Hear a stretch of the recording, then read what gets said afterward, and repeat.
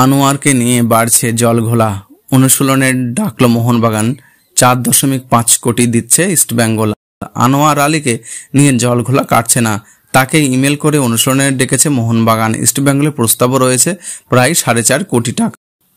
আনোয়ার আলীকে নিয়ে জলঘোলা কাটছে না। গত মরশুমে মোহনবাগানে খেলা এই ফুটবলারকে পেতে ঝাঁপিয়ে ইস্টবেঙ্গল 5 বছরের চুক্তি করেও নিয়েছে বলে জানা গিয়েছে, কিন্তু সবুজ মেরুন দলের অন্যতম সেরা ফুটবলারকে ছাড়তে নারাজ, ফলে আইনি লড়াইয়ের দিকে গোড়াচ্ছে ব্যাপারটি। আনোয়ারকে অনুশীলনে ডেকেছে মোহনবাগান।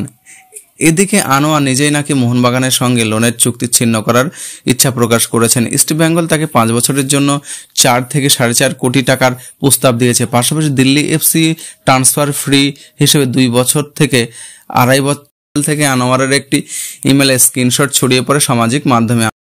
সূত্রের খবর, আনোয়ারের এই মেল মোহনবাগানের ম্যানেজমেন্ট পাঠিয়েছে। গত 10 জুলাই দুপুর 3:08 পাঠানো সেই ইমেলে আনোয়ারকে জানিয়েছেন গত 8 জুলাই মোহনবাগানের সঙ্গে লোনের চুক্তি ছিন্ন করেছেন তিনি। মোহনবাগানের সঙ্গে পাকাপাকিভাবে চুক্তি সই করতে আগ্রহী তিনি, তবে ভালো প্রস্তাব দেওয়া হলে তবেই রাজি হবেন। মোহনবাগানকে এ নিয়ে আলোচনা করার জন্য দিল্লি এফসির সঙ্গে যোগাযোগ করতে অনুরোধ করেছিলেন আনোয়ার, তবে কোনো ফুটবলার ঠিকভাবে চুক্তি বাতিল করতে পারেন কিনা সেটাই প্রশ্ন।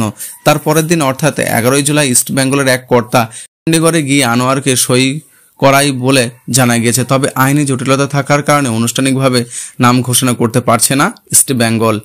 মোহনবাগানের হাল ছাড়তে রাজি নন। শুক্রবার আনোয়ারকে নিয়ে আরেকটি ভিডিও পাশাপাশি আনোয়ারকে ইমেলে করে 19 জুলাইয়ের মধ্যে অনুশীলনে যোগ দেওয়ার নির্দেশ দেওয়া হয়েছে। কলকাতা লিগে আনোয়ারকে খেলানোর জন্য আইএফএ কাছে নথিভুক্ত আবেদন করেছিল মোহনবাগান, কিন্তু আইএফএ জানিয়েছেন প্লেয়ার স্ট্যাটাস কমিটির সিদ্ধান্ত না জানা পর্যন্ত তারা নথিভুক্ত করবে না। বিষয়টি আরও চাপে ফেলেছে মোহনবাগানকে। এই পরিস্থিতিতে পিএসসির সিদ্ধান্ত চূড়ান্ত হতে চলেছে, তবে মোহনবাগানের আইনি লড়াইয়ে যেতে চাইলে আরও পথ খোলা আছে। তারা ফিফার খেলোয়াড়দের সংগঠনের কাছে আবেদন করতে পারে, সেটা না হলে কোর্ট অফ অ্যাডিস্টেড ফর দ্য স্পোর্টসের আবেদন করতে পারে তারা।